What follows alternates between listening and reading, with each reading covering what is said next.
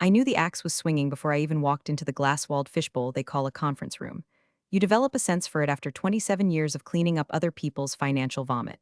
It's a specific smell, a mix of stale boardroom coffee, fierce sweat, and that cheap, woody cologne that men like Brad marinate in to mask the scent of their own incompetence. Brad, the new CFO, man whose resume looked like a LinkedIn buzzword generator, had a seizure, and whose understanding of tax law was roughly equivalent to a hamster's understanding of nuclear physics. He sat at the head of the mahogany table, grinning like he'd just discovered fire, wearing a suit that cost more than my first car and fit him like a hefty bag full of oatmeal. He didn't even have the decency to look me in the eye. He was too busy scrolling on his phone, probably liking posts from hustle culture accounts or checking the crypto market while the company burned. "Take a seat, Karen," he said, not looking up. The disrespect was palpable, thick enough to chew on. "Before I tell you how I absolutely dismantled this man's entire existence, do me a solid, hit that subscribe button and tap the up arrow.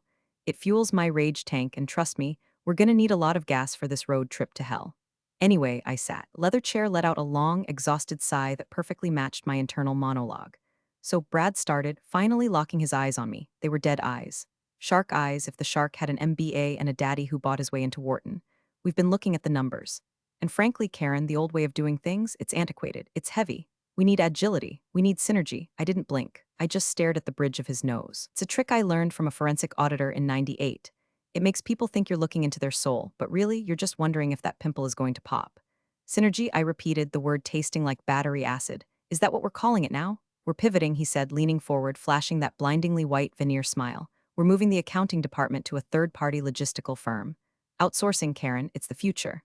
Leaner, faster, cheaper." He slid a single piece of paper across the table. It wasn't a severance package. It was a termination notice, effective immediately. "Pack your trash, Karen," he smirked. That was the line. That was the moment the universe decided Brad needed to die, professionally speaking. "We're outsourcing accounting. Security will escort you out in 20 minutes. I didn't scream. I didn't cry. I didn't throw the stapler at his forehead. Even though the trajectory calculations were already running in my head, velocity x angle equals shattered ego. I just looked at the paper. Then I looked at him. He had no idea. He didn't know that for the last 6 months, I hadn't just been doing the books. I had been prepping for Category 5 hurricane. See, Brad was so busy playing golf with the board members and ordering bespoke business cards, he missed the one piece of mail that actually mattered: the IRS notification. A full-scope, deep-dive forensic audit covering the last 7 years of operations. A $480 million inquiry. It was scheduled for next Tuesday. I was the contact point. I was the gatekeeper. I was the only person in this godforsaken concrete box who knew where the skeletons were buried because I was the one who dug the graves and planted the flowers on top. "Is that all?" I asked. My voice was steady, flat. Dial tone. Brad looked disappointed. He wanted a scene. He wanted the middle-aged woman to beg, to weep about her pension, to ask how she'd pay for her cat food. He wanted to feel powerful. That's all. He waved a hand dismissively. "Leave the laptop and the badge." I stood up. My knees popped, a sound like a gunshot in the quiet room. I smoothed my skirt. I didn't mention the audit. I didn't mention the encrypted files. Didn't mention that the logistical firm he hired was likely a boiler room in a basement somewhere that didn't know a GOP principle from a hole in the ground. "Good luck, Brad," I said. It wasn't a wish, it was a curse. I walked out of that room with the kind of calm that scares wild animals. The office was buzzing, phones ringing, printers jamming, the low hum of 100 people pretending to work. I walked past the break room where the coffee pot had been burning the dregs since 6 a.m. I walked past the cubicles filled with kids young enough to be my children, staring at spreadsheets they didn't understand. I went to my desk. I didn't pack trash. I packed my favorite mug. It said I put the IRS in tears, my lucky calculator, an old Casio that had survived 3 mergers and a spilled bottle of whiskey, and a single red folder. The folder didn't contain company data. It contained my personal notes, my leverage, my insurance policy. Brad watched me from the glass office, arms crossed, looking like the king of a castle built on quicksand. He thought he'd won. He thought he'd trimmed the fat. He didn't realize he'd just cut the brake lines on his own Ferrari while doing 120 down a mountain. I took the elevator down to the lobby. The security guard, old Jerry, looked at my box. "Leaving early, Miss Karen?" "Retiring, Jerry," I said, putting on my sunglasses even though we were indoors. Effective immediately. I walked out into the parking lot, the heat of the asphalt hitting me like a physical blow. I threw my box into the passenger seat of my beat-up Ford Taurus. I sat there for a minute, gripping the steering wheel, breathing in the smell of hot plastic and old upholstery. I lit a cigarette. I hadn't smoked in 10 years, but I kept a pack in the glove box for emergencies. This was an emergency, not for me, for them. I took a long drag, watching the smoke curl up against the windshield. Tuesday was 4 days away. I cranked the engine. It sputtered, then roared to life. I put it in reverse, backed out, and drove away without looking in the rearview mirror. The bridge wasn't just burning, I'd rigged it with C4 and was holding the detonator. And the countdown had already started. You have to understand something about corporate accounting. People think it's just math. They think it's adding columns and making sure 2 plus 2 equals 4. If only it were that simple. In my world, 2 plus 2 equals whatever keeps the CEO out of federal prison. For 27 years, I wasn't just an accountant. I was a glorified janitor for rich people's mistakes. I mopped up the slush funds. I bleached the stains off the expense reports. I Febrezed the stench of bad investments until the books smelled like roses and legitimacy. Brad didn't know about the 08 crash.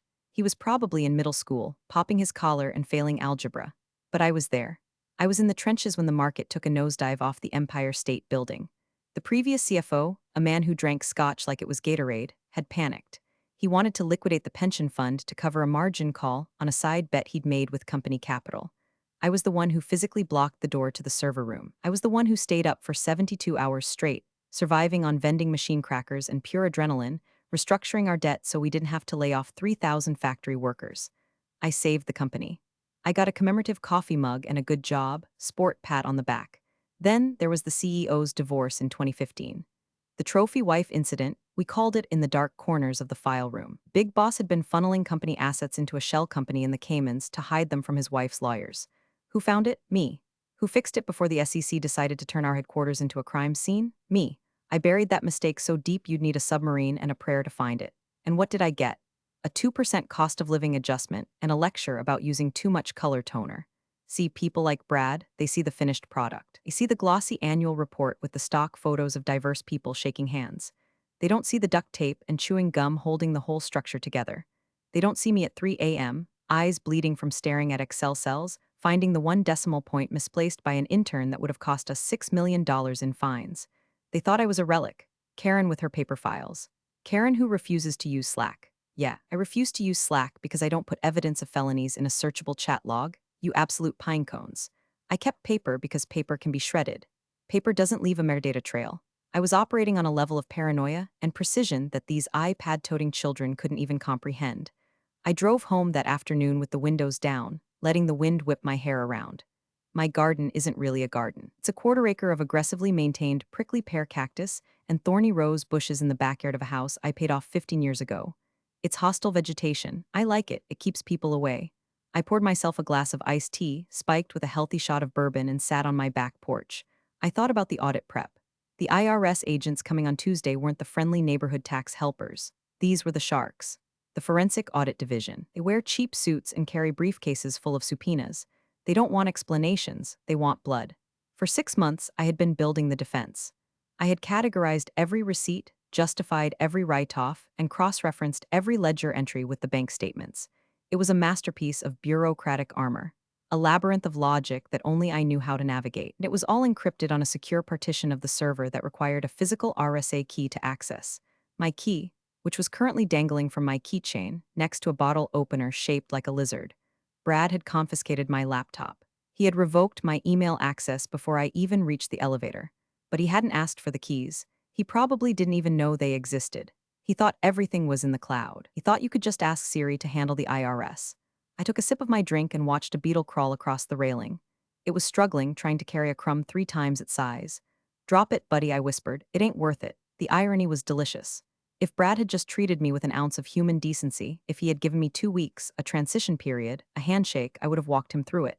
I would have handed over the map. I would have shown him where the landmines were. I'm a professional. I take pride in my work, but pack your trash, outsourcing? No, that's a declaration of war, and in my war I don't use guns, I use compliance regulations. I use Form 4562, depreciation and amortization. I use the crushing weight of federal bureaucracy. I pulled out my personal phone. I had the lead auditor's number saved, Agent Miller, man with the personality of a wet sock and the ruthlessness of a honey badger. I had a draft email saved in my personal account, confirming the Tuesday meeting. I deleted it. Let them show up. Let them knock on the door of an empty office. Let Brad try to explain synergy to a federal agent who just wants to know why the 2019 depreciation schedule on the heavy machinery doesn't match the inventory logs. I leaned back in my chair, the wicker creaking under me. The sun was setting, painting the sky in shades of bruised purple and angry orange. It was beautiful. It looked like the end of the world, or at least the end of Brad's world. I found out later from Linda in payroll what happened right after I left. Linda is a good egg. She smokes Virginia Slims behind the dumpster and hates everyone except her 3 pugs. She's my eyes and ears on the inside. According to Linda, about an hour after I peeled out of the parking lot, replacement team arrived. I pictured it perfectly. A van full of 20-something consultants from a firm with a name like Apex Vector or Stratosphere Solutions. Boys in skinny suits with ankles exposed, wearing loafers that have never seen a puddle, let alone a factory floor. Girls with manicures too long to hit the number pad on a keyboard effectively. They probably marched in carrying iPads and Starbucks cups, looking around the grim, fluorescent-lit accounting bullpens like they were visiting a zoo. Brad apparently gathered everyone for a town hall. He stood on a chair, literally on a chair, and announced the dawn of a new era. He introduced the consultants as the architects of our financial future. I almost choked on my laughter when Linda texted me that. Architects? These kids couldn't build a sandwich, let alone a financial defense against a federal audit. The lead consultant, kid named Tyler or Skylar or some other name that sounds like a craft beer, apparently asked for the transition folder. He wanted the roadmap. He wanted the SOP's standard operating procedures. He wanted the cheat codes. Linda told me Brad walked over to my empty desk. It was clean, immaculate, not a sticky note in sight, just the dust outline where my calculator used to sit. He opened the top drawer, empty. Middle drawer, empty. Bottom drawer, the deep one where I used to keep the hard copies of the oh shit files, empty. Well, not entirely empty. I had left one thing, a single sheet of paper. On it, I had printed a meme. Yes, I know how to use a printer, and yes, I know what a meme is. It was that picture of a dog sitting in a burning room saying, "This is fine." Below it, I had typed 2 words, "Good luck." Linda said Brad's face turned the color of a stepped-on plum. He crumpled the paper and threw it on the floor. "Doesn't matter," he reportedly shouted. "It's all on the server. Get IT to map the drives." Here's the thing about IT. Our IT guy is a man named Dave. Dave lives in the basement server room. Dave wears t-shirts from concert tours that happened before Brad was born. Dave hates Brad. Why? Because Brad cut the IT budget by 40% last month to pay for the new espresso machines in the executive lounge. When Brad demanded access to my files, Dave probably clicked a few keys, took a slow sip of Mountain Dew, and said, "Ticket submitted." 24 to 48-hour turnaround. But even if Dave gave them access, it wouldn't matter. The files they needed, the audit prep, the reconciliations, the variance reports, were in the Z drive. The Z drive is a partitioned, encrypted sector of the network that I set up 5 years ago. It's military grade. Requires a 24-character password and a physical token key. The password? It's in my head. The token key? It was currently sitting on my kitchen counter next to a thawing chicken breast. So the architects spent the rest of the afternoon staring at folders they couldn't open. Access denied. Permission required. Contact administrator. They were locked out of the castle, and the dragon was already flying away. I spent that Friday night doing something I hadn't done in years. I relaxed. I didn't check my email. I didn't worry about the quarterly close. I made a casserole, a real one with extra cheese and enough sodium to kill a horse. I watched a documentary about serial killers, which felt oddly comforting because at least their motives made sense. My phone buzzed a few times, calls from the office. A text from Brad, "Karen, we need the password for the Z drive." Urgent. I looked at the text. I took a bite of my casserole. I blocked the number. Then another text from an unknown number, probably Tyler/Skylar. "Hi Karen, so excited to pick up the torch." Just a quick cue about the encryption protocols, blocked. I wasn't ghosting them, I was exercising them. They wanted me gone, I was gone, I was a phantom. I was a rumor. I was the whisper in the vents that said, "You shouldn't have done that." I imagined them there, late on a Friday, the fluorescent lights humming, the air conditioning clicking off as the building went into weekend mode, the panic starting to set in, the realization that accounting isn't just data entry, it's a language. And I had taken the Rosetta Stone with me. They had 3 days. Saturday, Sunday, Monday. 3 days to figure out 7 years of complex corporate finance before the feds walked through the door. I poured another glass of wine. "Synergy?" I chuckled to the empty room. "Let's see how much synergy you have with the IRS." The weekend passed with the slow, dripping sweetness of molasses. Saturday morning, I was out in the yard by 7 a.m. There's something therapeutic about pruning roses. You have to be aggressive. You have to cut away the dead wood to let the new growth survive. Snap, snap, snap. I imagined each dead branch was one of Brad's strategic initiatives. My neighbor, sultry Mrs. Higgins, who is actually 80 and wears tracksuits exclusively, leaned over the fence. "You look happy, Karen. Finally kill the husband?" "Better," I said, wiping sweat from my forehead with the back of a gloved hand. "I killed my career." "About time," she croaked, lighting a cigarette that looked longer than her arm. "You worked too hard, gave you frown lines." I laughed, a real laugh. The kind that comes from the belly. I felt lighter. The constant, crushing weight of the ledger was gone. But the knowledge of what was coming kept a little smirk playing on my lips. I went inside around noon to check my personal email. There it was, a notification from the Internal Revenue Service. Confirmation of appointment, Field Audit 2's 9 o'clock a.m. EST. Subject, Pre-Audit Document Review. The body of the email was polite, bureaucratic, and terrifying. Dear Miss Karen, last name, confirming our arrival. Please have the following schedules available. Primary contact. Failure to produce. I didn't reply. I didn't forward it. I just marked it as read and moved it to a folder labeled Not My Circus, Not My Monkeys. See, Brad assumed that because he fired me, the responsibilities vanished. He lived in a world where if you delete the app, the subscription cancels. He didn't understand that the federal government doesn't care about your corporate restructuring. To the IRS, I was still the listed officer. To the IRS, the appointment was set in stone. I wondered what Brad was doing right now. Probably at a country club mixer, holding a martini, telling some other empty suit about how he streamlined the department. He was probably bragging about the money he saved by dumping my salary. Old guard, he'd say, resistance to change. He didn't know the sword of Damocles was hanging over his head by a piece of dental floss and the floss was fraying. Sunday came. Church bells rang in the distance. I didn't go to church. My worship was silence. I cleaned the house. I scrubbed the floors until they shined. I organized my spice rack, alphabetical, cumin next to curry, paprika next to pepper, order, logic, everything in its place, unlike the office. By Sunday night, the texts had stopped. He had given up on asking. They were probably assuming they could bluff their way through it, or maybe they thought the audit was just a routine checkup. A pop-in. They didn't know. They couldn't know.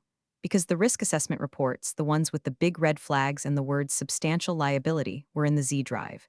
Monday was a federal holiday for the banks, but not for corporate America. I knew they were in the office. I could feel the vibrations of their panic through the ley lines of the universe. They were probably printing out general ledgers, staring at raw data, trying to piece together a narrative.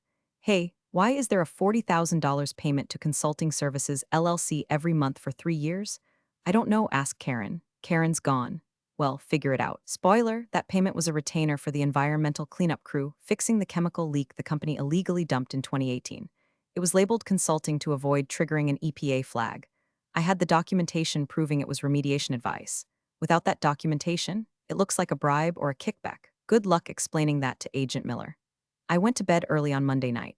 I slept like a baby who knows that tomorrow. Village is going to wake up to a volcano eruption. I set my alarm for 8:30 a.m., not to go to work, but to make coffee. I wanted to be awake when the clock struck 9. I wanted to feel the disturbance in the force. Tuesday was coming, and hell was coming with it. I was on my second cup of coffee, sitting at my kitchen island, wearing a silk robe and fuzzy slippers. The sunlight was streaming in, catching the dust motes dancing in the air. It was a perfect, quiet Tuesday morning. At 9 o'clock a.m. sharp, I looked at the clock on the microwave. Showtime, I whispered. At that exact moment, 20 miles away, a black sedan, or maybe two, was pulling into the reserved visitor spots at corporate HQ. Doors were opening. Men and women in nondescript gray suits were stepping out, checking their watches, adjusting their glasses. They weren't carrying iPads. They were carrying heavy leather briefcases and accordion files. Weren't smiling. I could see the receptionist's face in my mind. Poor Tiffany. She's sweet, but she panics if the coffee machine runs out of pods.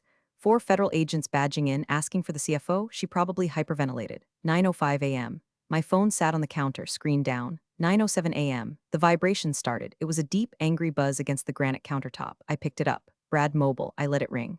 1, 2, 3. Voicemail. I took a sip of coffee. Hazelnut. Delicious. 9:09 a.m. Brad Mobile. Again. I declined it this time, sent straight to hell. 9:11 a.m. A new number. A 202 area code. Washington, D.C./Federal Government Exchange. This was it. I swiped the green button. I didn't say hello. I didn't say Karen speaking. Hello, a man's voice. Dry. Clipped. Official. This is Agent Miller with the Internal Revenue Service, attempting to reach Karen last name, the designated financial officer for company name. I cleared my throat. I put on my best, sweetest, most confused grandmother voice, the voice of a woman who bakes cookies and doesn't know what a spreadsheet is. Oh, hello, I said. You've reached Karen. How can I help you, dear? Miss Last Name, we are currently in the lobby of your headquarters for the scheduled field audit. We were told you are no longer with the company. He sounded annoyed. Not at me, at the situation. That's correct, Agent Miller, I said, looking at my fingernails. I was terminated last Friday. Outsourced, I believe was the term. I'm currently retired. Silence on the other end. A heavy, pregnant silence. Terminated, he repeated. 3 business days before a federal audit. It does seem like poor timing, doesn't it? I said pleasantly. But the new CFO, Brad, he's a visionary. He has a lot of synergy. I'm sure he can help you. Miss Last Name, the gentleman currently stammering in front of me, claims he doesn't have the encryption keys for the requested files. He claims you took them. Oh, goodness no, I laughed. I left all company property. The encryption keys are for the Z drive. That's a secure partition. I couldn't just leave those lying around. That would be a security violation. They are safely in my possession, awaiting proper handover protocol. Which, sadly, you never got to since I was escorted out by security in 20 minutes. I see, Miller said. I could hear the smile in his voice, not a happy smile, a predatory smile. He knew exactly what was happening. He'd seen this show before. So you are at home, I am, gardening, and you have the keys, I do, in this? Brad, he has no access, none, bless his heart. Thank you, Miss Last Name. Please keep your phone on. Click. I set the phone down. My heart was pounding, not from fear, but from the adrenaline of the kill. 9:15 a.m. Brad Mobile. 9:16 a.m. Office landline. 9:18 a.m. Brad Mobile. I put the phone on Do Not Disturb. The chaos at the office must have been biblical. Imagine Brad, sweating through his expensive suit, the architects frantically typing on keyboards that aren't connected to anything. The IRS agents sitting in the conference room, the same room where I was fired, tapping their pens on the mahogany table, watching the clock. Every minute they waited was a penalty. Every missing document was a fine. Every stuttered excuse was a probable cause for a deeper probe. I imagined the smell of the room now. Fear, pure, unadulterated panic. And underneath it all, the faint, lingering scent of my old perfume haunting them. You know who hates surprises more than accountants? CEOs. Specifically, our CEO, Mr. Sterling. Man who thinks he's a titan of industry, but is mostly just a titan of shouting and delegating. He spends 90% of his time on his boat or at summits in Aspen. He trusts his people to keep the machine running so he can keep cashing checks. He was in the office that Tuesday. Rare, unlucky for Brad. I got the play-by-play later from Linda, who was now hiding in the supply closet texting me updates like a war correspondent. Sterling just stormed into the conference room. Veins popping. Looks like a tomato about to explode. Apparently, Agent Miller didn't appreciate waiting. After about 30 minutes of Brad sweating and the consultants looking up how to audit on Google, Miller walked out of the conference room and demanded to see the signatory authority. That's Sterling. Sterling came down from his penthouse office, annoyed that his morning scotch was interrupted. He walked in, saw 4 federal agents, saw a pale Brad, and saw an empty table where the files should be.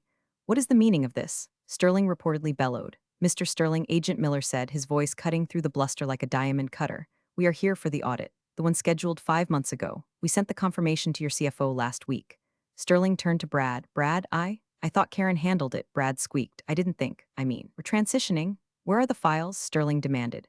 Encrypted, Miller answered for him. Your CFO fired the only person with the keys on Friday. Linda said the silence that followed was loud enough to shatter windows.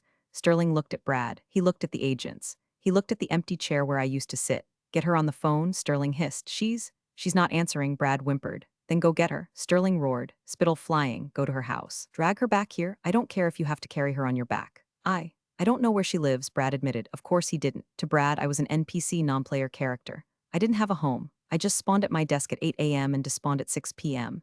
HR, Sterling yelled, get me her file, but here's the kicker. The HR director, a woman named Susan who I've known for 20 years, was out sick that day. I may have texted her on Sunday suggesting she take a mental health day. Susan hates Brad too. The junior HR rep was new. She couldn't find the physical file because Brad had ordered everything digitized and the digitization project was, you guessed it, incomplete, panic, pure chaos. Finally, Linda, my spy in the supply closet, stepped out. She walked past the screaming CEO, past the weeping CFO, and cleared her throat. I know where she lives. Linda said, I have her address. Sterling spun around. Give it to him, he pointed at Brad. Go now and don't come back without those keys. Actually, Agent Miller interrupted, checking his watch. I think we should come to chain of custody. If you're retrieving sensitive financial data from a terminated employee's private residence, we need to oversee the transfer. Oh, this was getting better. It wasn't just Brad coming. It was a parade. Linda texted me, incoming. Brad, Sterling, and the feds, eat a 20 mins, good luck, bitch. I read the text, I stood up, I walked to the mirror in the hallway, I fixed my hair, I reapplied my lipstick. Blood red, they were coming to my turf now, no glass walls, no security guards, no corporate bylaws. Just me, my cactus garden, and the absolute, unadulterated truth. I went to the fridge. I took out the expensive cheese. I put the kettle on, not for them, for me. I was going to enjoy the show with a nice cup of Earl Grey. I walked to the front window and twitched the curtain. The street was quiet, birds chirping. A UPS truck rumbling by, but I could hear them. The approach of desperate men, the sound of hubris crashing into reality. I checked my pocket. The USB drive was there, cold, hard, heavy. I sat down in my favorite armchair facing the door, and I waited. My driveway isn't designed for a convoy. It's a cracked concrete slab meant for one sensible sedan and maybe a guest if they pull onto the grass. So when the circus arrived, it was a spectacle. First came Brad's leased BMW, screeching around the corner like he was in a Fast and Furious movie, except sadder. Then came Sterling's massive Mercedes, taking up the entire width of the street. And finally, the ominous black sedan of the IRS agents, parking legally and respectfully 3 feet from the curb. I watched through the blinds. Mrs. Higgins was already on her porch, binoculars out, unfiltered cigarette dangling from her lip. She gave me a thumbs up. Brad got out first. He looked like he'd been through a car wash without a car. His tie was loosened, his hair was a mess, and he had pit stains that were visible from 50 feet away. Sterling got out next, red-faced, barking into a cell phone before angrily snapping it shut. The agents emerged last, cool as cucumbers, carrying their clipboards. They huddled at the end of my driveway, the power team discussing strategy. I could see Sterling pointing at my front door, then poking Brad in the chest. Brad looked like he wanted to vomit. They started the walk of shame. Up the cracked concrete, past the aggressive prickly pears, careful boys they bite, to my front porch. Ding dong, I let it ring. Ding dong, knock knock knock. Karen, open up, it's Brad. Took a sip of tea. I waited 10 seconds, then I stood up, smoothed my robe, I was still in my robe, power move, and opened the door. I didn't open the screen door, just the main door. I stood there, framed by the mesh, looking down at them. Can I help you? I asked, mild concern on my face. Are you selling solar panels? Because I have a no solicitor's sign. Karen, cut the crap, Sterling barked, pushing past Brad. We need the keys. Now, Mr. Sterling, I said, clutching my pearls metaphorically. I'm surprised to see you. I thought you were in Aspen. The audit, Karen, Brad pleaded. He looked like he was about to cry. The agents are right behind us. We need the Z-Drive key. I looked past them to Agent Miller, who was standing on the lawn examining my rose bushes. He looked up and nodded at me. I nodded back. The Z-Drive key, I mused. Ah, yes, the encryption token, property of company name. Yes, give it to us. Brad reached for the door handle. It was locked. I can't just give it to you, Brad, I said. I'm no longer an employee. I have to follow proper offboarding protocol. I need a receipt. I need a liability waiver. I need to be sure I'm not violating the Espionage Act by handing over sensitive financial data to civilians. I am the CEO, Sterling shouted. I am not a civilian. Technically, I said, voice dropping an octave. Losing the Grandma Act and letting the steal show through, technically, you're the subject of a federal investigation. And Brad here is a documented incompetent who fired the data custodian 3 days before D-Day. Sterling stopped. He stared at me. He saw it then. He saw the 27 years of disrespect. He saw the late nights. He saw the Karen, fix this and the Karen, handle that. He saw the monster he had created. What do you want? Sterling asked, quietly. I don't want anything, I said. I'm retired. I want to garden. I want to drink tea. I want you off my porch. Karen, please, Brad whispered. They're going to fine us millions. They're going to look at everything. They certainly are, I smiled. And without my index, without my reconciliation logs, it's going to look like a Jackson Pollock painting of fraud in there. You know that $40,000 consulting fee? The one for the chemical leak. Agent Miller is going to find that in about an hour, unless I guide him to the supporting documents. Brad's face went white. Sterling's went purple. You're blackmailing us, Sterling accused. No, I said. I'm consulting. Independent contractor. Very different tax bracket. Agent Miller walked up the steps. Miss Last Name, if you have the data, we do need to secure it, however. We're under no obligation to assist in the interpretation of that data unless you are employed or subpoenaed. Thank you, agent, I said. I looked at Sterling. You want the key? I can give you the key, but the key just opens the door. It doesn't tell you where the bodies are buried. Only I know that, so here's the choice. I give you the key and you take your chances with the feds, or you hire me. Sterling gritted his teeth. Fine, you're rehired. Same salary. Benefits reinstated. I laughed. A harsh, barking laugh. Oh, honey, no. We're way past salary. We're in the realm of consulting fees now. The air on the porch was thick enough to cut with a knife. The birds had stopped singing. Even Mrs. Higgins had put down her binoculars to listen closer. Consulting fees, Sterling repeated, tasting the words like sour milk. How much? I leaned against the doorframe. My standard rate for crisis management and forensic audit defense is $15,000 an hour.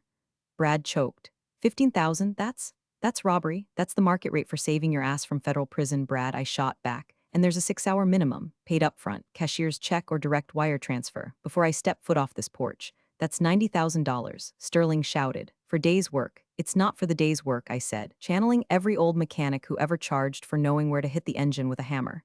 It's for the 27 years I spent learning which button to push. It's for the disrespect. It's for pack your trash. It's for the synergy. It's an idiot tax, Mr. Sterling, and you're in a high tax bracket. I looked at Agent Miller. He was trying very hard not to smile. He checked his watch again. We need to get back to the office, gentlemen. The clock is ticking on the document production request. Sterling looked at Miller. He looked at Brad, who was useless. He looked at me. He did the math. $90,000 vs. $480 million audit plus potential fines plus jail time. Fine, Sterling spat. I'll wire it. Give me your account number. I'll wait for the confirmation, I said. Sterling pulled out his phone. His fingers were shaking as he tapped into the corporate banking app. He cursed under his breath. He tapped some more. Sent, he growled. 90,000, now get in the car. I checked my phone. I refreshed my banking app. There it was. Pending deposit, $90,000.00. I'm not getting in your car, I said. I'll drive myself. I don't like the way you drive. You swerve too much. I turned around and walked back into the house. Give me 5 minutes to get dressed. And Brad, don't touch my cactus. I closed the door in their faces. I leaned back against the wood, heart hammering. I did it. I actually did it. I stripped off my robe. I put on my best suit, a sharp, navy blue power suit that made me look like a shark. I put on my heels, click-clack, the sound of war. I grabbed the USB drive from the kitchen counter. I put the IRS in tears mug. I walked out the front door. They were waiting by the cars. Brad looked defeated. Sterling looked furious. Agent Miller looked impressed. Let's go, I said. I'm on the clock. I got into my beat-up Ford Taurus. I cranked the engine. It rumbled. I followed the procession of luxury cars back to the office. When we walked into the lobby, Tiffany, the receptionist, gasped. I walked past her with my head held high. I walked into the elevator with the CEO and the CFO cowering in the corners. We got to the accounting floor. The architects were still there. Looking panicked, when they saw me, it was like they saw Jesus walking on water. Karen, one of them shouted, "Thank God, the VLOOKUPs aren't working." "Move," I said, pushing past him. I walked to my old desk. The dust outline was still there. I set down my mug. I plugged in the USB drive. I pulled the encryption token from my pocket and inserted it. Beep. Access granted. The screens flickered to life. Rows and rows of beautiful, organized data. The defense strategy, the indexed receipts, the narrative. I turned to Agent Miller. "Agent, the files are unlocked. I prepared a summary of the variances on the Z drive under Folder Audit 2023. Shall we begin?" Miller sat down. "We shall." I turned to Brad and Sterling. "You two can leave. The adults are talking." The audit took 3 days. 3 days of me sitting in that conference room, walking Agent Miller through the labyrinth of our financials. I explained the chemical leak payments. I justified the write-offs. I showed him the paper trail that proved the trophy wife shell company had been dissolved and taxed appropriately thanks to me. At the end of day 3, Agent Miller closed his folder. "Well, Miss Last Name, everything seems to be in order. Your documentation is exhaustive." I said, lighting a metaphorical cigarette. "We'll be issuing a no-change letter. No fines, no penalties." Brad, who had been hovering by the door like a bad smell, nearly collapsed with relief. "Oh, thank God. See? Synergy?" Miller looked at Brad. "Son, the only reason you aren't being let out of here in handcuffs for gross negligence is because this woman built a bulletproof vest out of spreadsheets and wrapped you in it. You should be thanking her on your knees." Brad opened his mouth, but Sterling cut him off. Sterling had been watching. He saw the difference between a disruptor and a professional. "Brad," Sterling said, "pack your trash." The room went silent. "What?" Brad whispered. "You're fired," Sterling said. "Get out. Leave the badge." Brad left. He cried. "It was ugly. I didn't watch. I was too busy calculating my invoice." Sterling turned to me. "Karen, come back. CFO, the job is yours. Double your old salary." I looked at him. I looked at the office, the gray walls, the fluorescent lights. The life I had lived for 27 years. "No," I said. Sterling blinked. "Triple, it's not about the money, Sterling," I said. "Okay, it was a little about the money. I'm done. I don't want to be the janitor anymore. I don't want to fix your messes. I'm a consultant now. If you need me, you have my rate, $15,000 an hour." I unplugged my USB drive. I picked up my mug. "I'll see you around, Sterling. Try not to commit any felonies while I'm gone." I walked out. For the last time, that was 3 months ago. I didn't take another job. I took the 90 grand, added it to my savings, and bought a new truck, a real one. I started a small business consulting firm called The Cleaner. I help small businesses survive audits. I work 10 hours a week. I charge a fortune. I heard the company is struggling. The architects messed up the payroll last month. Sterling is calling me every week. I let it go to voicemail. Sometimes on Tuesday mornings, I sit on my porch with my tea and watch the world go by. I think about Brad. Last I heard, he's trying to become a crypto influencer on TikTok. I pruned my roses yesterday. They're blooming, bright red like ink in a ledger. Mrs. Higgins asked me if I miss the office. "Higgins," I said, taking a sip of bourbon at 11 a.m. "I don't miss the circus. But I sure do love watching the clowns fall down, so that's the story." That's how I turned a termination notice into a retirement fund and dismantled a C-suite with a USB stick. Don't mess with the person who knows the passwords. And never, ever, under any circumstances, ask an accountant to pack their trash, because we might just take the dumpster with us. Thanks for watching, you cubicle warriors. Hit that subscribe button. Unless you're my old boss, then you're on your own. Revenge of the coffee pot strikes again.